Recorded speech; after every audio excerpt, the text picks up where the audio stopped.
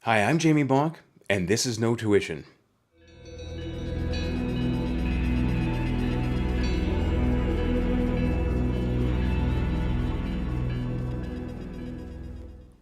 It's remarkable to me the growth that some artists are able to make. Singer, songwriter, guitarist Matt Gibson just this last Friday released his debut album, A Trip to Remember, A Place to Forget. Getting your first album out of the door is never an easy feat, but what's remarkable is that Matt only started playing and singing back in the summer of 2010. That to me is absolutely phenomenal progress, and it'll be fun to watch where the music takes him next. So first of all, congrats on the new record. You've got to be really happy about it. I am really happy about it. Thank you. Yeah. Yeah. No, it's really exciting. So I was lucky enough to have heard the album in the development stage. So you worked through a number of versions of the tracks to get to the final record. So this wasn't really one of those let's go into the studio and jam and see what comes out kind of albums. So did you have an overall vision before you started making the record, or was that something that sort of emerged over time? Um, Before I started recording, I had an overall vision. But no, the songs for this album and the entire sound of the album has kind of emerged over the last 3 to 4 years. Really, after the last 2 years, though, when I moved out to Vancouver, is when I really started to dive down and started to get more demos together. Um, But actually, it's funny that you say that it wasn't really a jammed out album because a few of the parts were. I actually didn't write any of the drums Mm-hmm. beforehand, and I only helped out with a bit of the bass. So that actually was kind of live off the floor. And I'd given them the demos beforehand, and they kind of showed me what they wanted, and then we worked from there to kind of go where I kind of envisioned it. Mm-hmm. And yeah, And so you say it sort of came together over the last couple years, and so what impact did Vancouver have on your artistic direction? How do you think that the locale changed your artistic direction? yeah.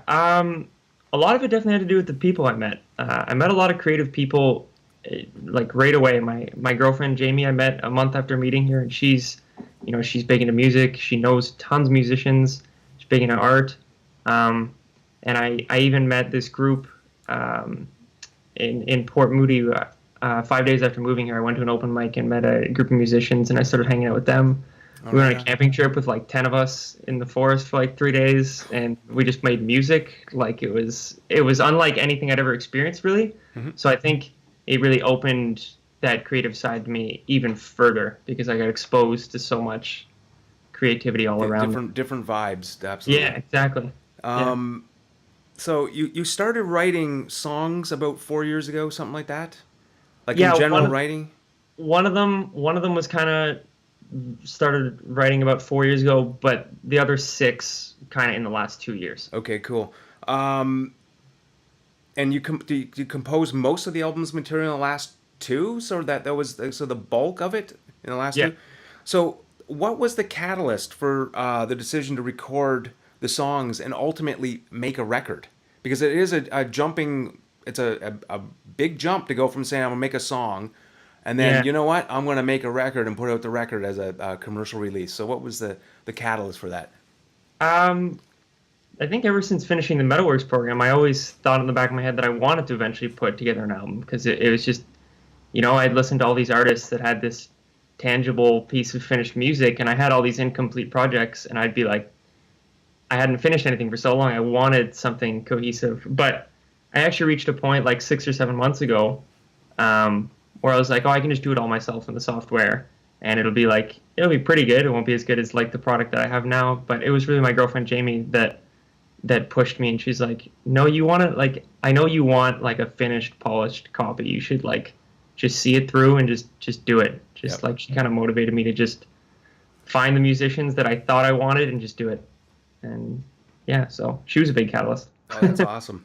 Yeah. Um, okay, so I think one of the challenges, one of the biggest challenges for musicians who choose to make a record is defining a point of view. Personally, I feel it's one of the toughest things for a musician to do.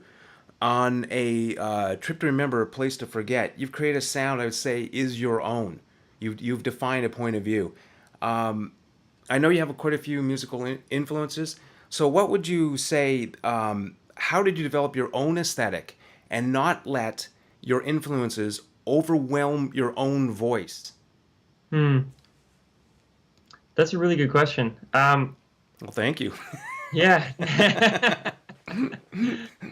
Yeah, I think just continuously iterating on the ideas that I had, like, a bunch of the songs just went through iteration after iteration after iteration. And yeah, I don't know how I don't try to copy as much of the other influence as much. I don't know how. Yeah, it's a really good I mean, question. I don't. I can hear you are pulling from. There's music. I can say, okay, here, that's sort of got that kind of vibe. This has got that kind of vibe. But it is your own thing. Your record sounds like you, and it's one Mhm, of the challenges. Like I know a lot of artists, they sort of get so immersed in a particular sound or a group of artists that they absolutely dig, and mhm, those other artists' voice are so powerful that they get overwhelmed by it. And you haven't seemed to have mhm, been overwhelmed by those influences. They've helped push you, but mhm. they haven't dominated you or Yeah, dominated your sound. yeah. Um, yeah, I don't know if I have a clear answer There's for no that. answer for you.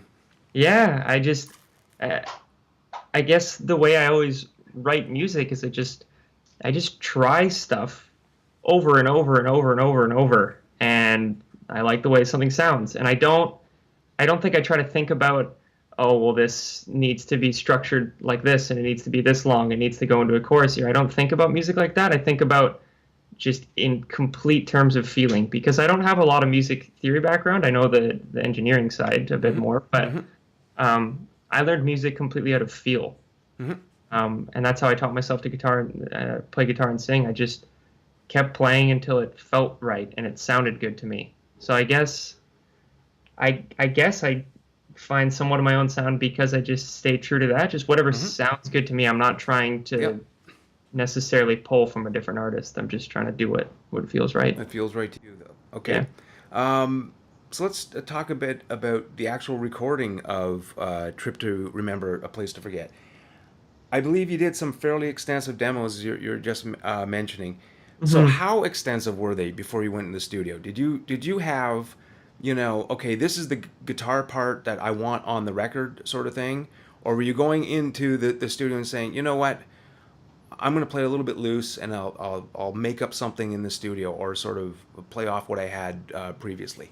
Hmm. No, it was all very, very deliberate, uh, especially in terms of guitar and vocals. It was all 95% Hmm. solidified before going in. So yeah, I had my demos laid out with the guitar parts and the vocal parts, as well as the piano, and then a rough idea of the bass, and then where I wanted the drums to be. No, I had it very mapped out, and even the And guys. so how much guidance were you giving to say the bass player or the drummer? Were you saying, look at, I want within these parameters something, or were you saying, you know what, to the drummer, hey, you put your stamp on the piece. With the drums more than the bass, I would say I gave definitely more creative freedom because I'm not a drummer. Hmm. Basses are still within the realm of the notes and I play a guitar at least. I kind of know what I'm feeling for that. But no, with drums, I kind of let him take creative freedom and give me all the ideas he had in his head, Hmm. and then we kind of shaped them a bit. But a lot of the things that he came up with were kind of what I was already feeling because he knows me pretty well.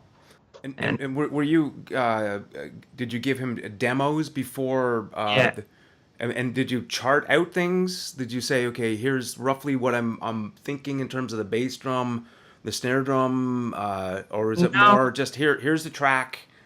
yeah. Yeah. Here's the track. Here's where I want you to start drumming and where I want you to stop drumming. Yeah, okay. This is like the kind of energy that I want. But no, no, in terms of which drum elements you should be playing with different, no, nothing like to that To that that level. degree. Yeah, no. And so did you, okay, when making the record, how did you track the band? Was it like as an entire entity, or via overdubs? Did you do the drums separate from the bass and drums together, all you guys in a room at once? Um, Everything was separate for the most part. The drums and the bass were played together at parts, Hmm. but no, majority of it was complete overdubs, all in separation. So I had the demo and guide tracks already laid out, and uh, the drummer and the bassist played to those, and then I recorded on top of those and kind of replaced the guide tracks with the Hmm. actual recordings. Did you So do the guide tracks before you came into the studio, or did you do them in the studio? most of them before. I did a few in the studio. Just I had something in 4/4 that was in like some other weird time signature that they worked out that I didn't understand. So Right. I replayed it to that metronome. That's awesome. Yeah. Yeah, Yeah. I've been there. You write something, you just go, "What the heck did I write?" It Yeah. sounds right to me, but I have no clue what it is. Yeah.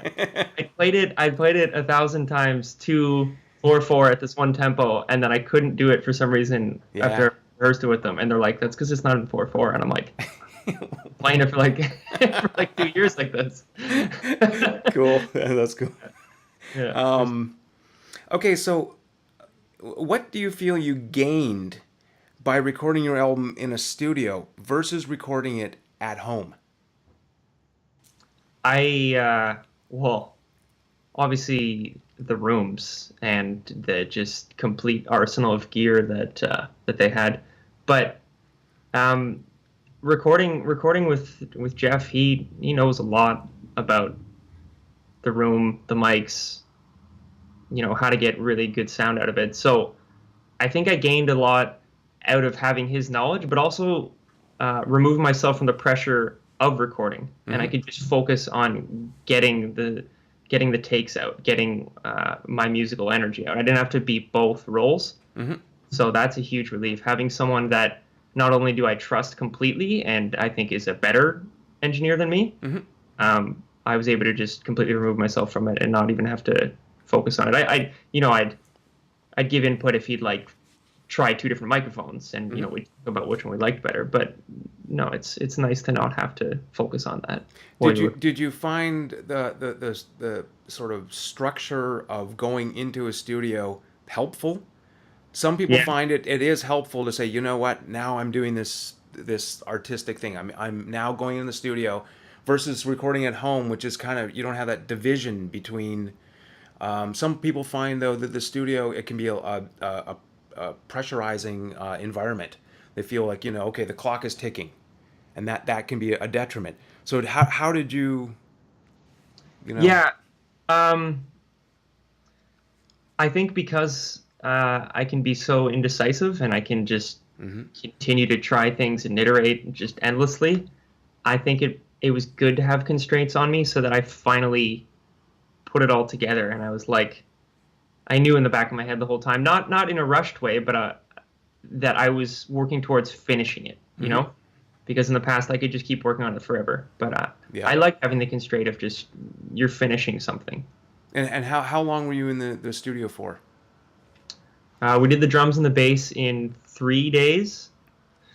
It was like one full day and two kind of half days, um, and then it was another 6 days, I believe, or 5 days to do guitars, vocals, piano, and any other sort of just you know Yeah. ambient effects or placement of things, or just yeah. And then how long for the mix? The mix was a month A month. Yeah. of back and forth. It wasn't a month of every day working on it, Sure. but because I actually had to go back to Vancouver and he was mixing it in Toronto. Yeah. Yeah. So yeah, we did I think six different like full iterations of the tracks, Yeah.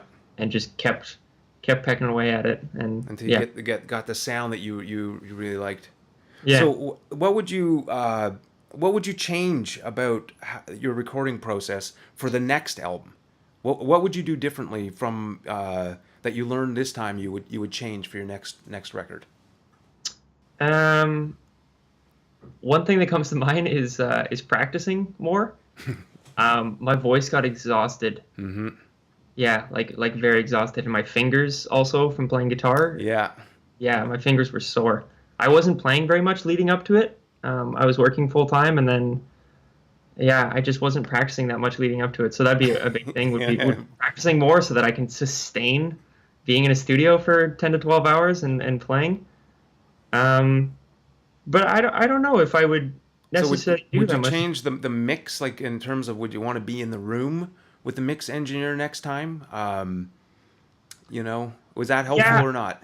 I think I think I would have I think I would have liked to at points sit down with them in the Mm-hmm. room. Definitely. Um, one of the biggest things we were miscommunicating and struggling on working out was how my vocals were sitting in the mix. Um, I think I made the mistake of telling him that I didn't want them super compressed and pop like and really at the front. So I think Mm-hmm. he took that as kind of sitting them in the back more. Yeah. And I kept feeling like they were kind of clouded in the Yep. mix. And then we reached a kind of breakthrough point where he got them to kind of open up more like how I wanted. Mm-hmm. So I don't know if through text we weren't able to get that communication through. If I was just in the room with him, maybe I would have been able to explain it better to him. Well, sometimes it's just so much easier to be in the room. Like even if Hmm. you're co-writing or something, it's just I mean, you can do it via email, send files back and forth, but just to be sitting in the room and say, Yeah. I really like what you're doing there. Let's develop that right away. Hmm. It can be technology can be good and bad. Yeah. Um, okay, a little bit of guitar talk. Okay, just a bit of gear talk. Sure. I'm a Sure. guitarist, so okay. So what are your main interests? Or main interests? What are your main instruments? Main instruments. I have a Breedlove solo concert acoustic guitar.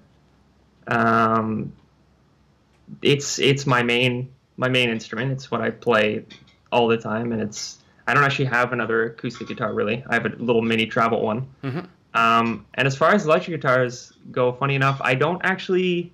I have an electric guitar, but it's not What? a high-end one. What? Oh no! Yeah. Oh my! Um, so I got my friend Steve Luxton, who's actually a Metalworks grad as well, Mm-hmm. and he's going to Humber now for guitar. Um, I know he's really, really passionate with guitars, and he fixes them, and yeah, he knows a lot about them. So I actually asked him to bring his arsenal of guitars and his pedals and his like gear and his knowledge, and I just bounced ideas off with him and gave him kind of reference tracks of what I wanted the guitars to sound like, and then he just set them up for me, Mm-hmm. and then I pretty much just played them. So he had what did he had? He had a Strat, and then he had a what was the other one? I think it was a Les Paul. See, this is how bad I am with electric guitars. I It's don't. like I have a like a $200 used Stratocaster. yeah. It's like a cheap. It just Hey, gets the job for getting demos down, and I know it's not the best sounding thing, but if it yeah, works, it works. I'm guessing you're primarily an acoustic player. That was pretty much what you're yeah, you know. yeah. But Uh, I really really like electric guitars, and I think this album was a big breakthrough in writing these songs because I've been more and more influenced by electric guitar, and I want those textures in my songs.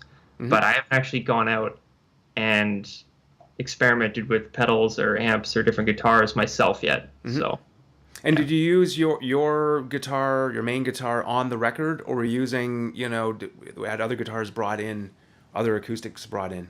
Yeah, I was using mine for almost every track except for we used he had a Taylor.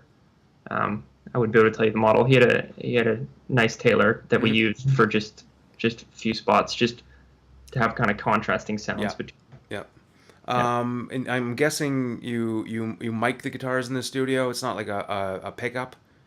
No, yeah, all mic'd. And Yeah. was it mono or stereo? Any particular Stereo. mics that you used? Pardon me? Yeah, he used. You could go on the Howl Studio website to figure out exactly which one. He used two ribbon microphones Oh, okay, cool. on the guitars. Yeah. Remember that for the acoustic guitars. And as far as vocals went, I know we ended up going with the 414 actually, Hmm. the G414 for vocals. Yeah. Okay, fantastic. Hmm. Um, Okay, so A Trip to Remember, A Place to Forget is your first album. One of the most difficult aspects of releasing music independently is the sheer amount of business that needs to be done in order to get the music heard. Um, I found it can really eat up just epic amounts of time. It's just, sometimes you Yeah. wonder if you're more, business guy than a musician. Do you have any promotional plans? Try to get your music on radio. Going to take out ads to help promote the record. Do videos. Yeah, I'm in the works with two film students that go to Capilano University to do a video for one of the songs, and we might do more beyond that. I even plan to do little acoustic kind of live sessions, at least for like one or two of the songs, and record videos for that, and just kind of space them out and put them out slowly. The other thing I was doing is gonna go to open mics, and I actually got these little cards. So that's Oh, my cool. Omar with my info on the back. Mhm. So I was gonna go to open mics. Try to go like 2 or 3 times a week, Mhm. and just try and spread awareness through that a little bit. But yeah, I haven't taken out any ads or I've put a lot of work in my website and made that look nice and easily What navigate. about going But for radio, like airplay? Is that something that's you know of interest to you? yeah, but it would be of interest to me if it happened. But I no, I haven't taken any steps towards To getting the record out. getting there. Yeah. So basically, you're doing all your own promo at this time, or I guess the guys that the two video guys helping you out. So I any think they social will. media sort of promo you're gonna be doing? No, not really. I made a Facebook page, and I got a bunch of my friends to like and follow it, and got a ton of people to share it when it got released with the album. But Well, that can be no, powerful too, though. yeah, And, yeah. I and don't know. I guess I'm so happy that I've completed something mhm, finally now that I hadn't even put much thought into how to spread it everywhere because I was so focused on just having on the something art side, finished. yeah. Yeah. So I mean, you're gonna be doing, you say, like open mics. What about other live music gigs? Going out and having a show opening for people or a full live band kind of gig. Is that something you can foresee happening in the future? Yeah.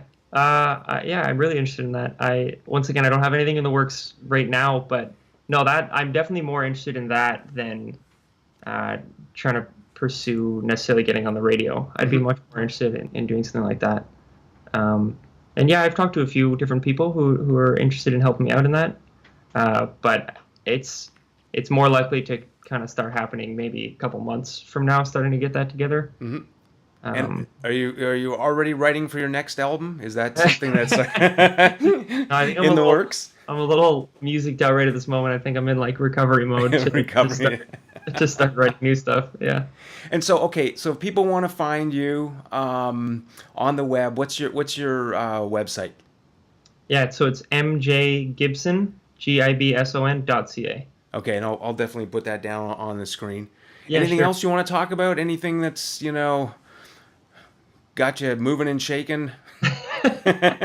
No, nothing that I can think of off the top of my head. No. No, Well, I'm just happy to be doing this.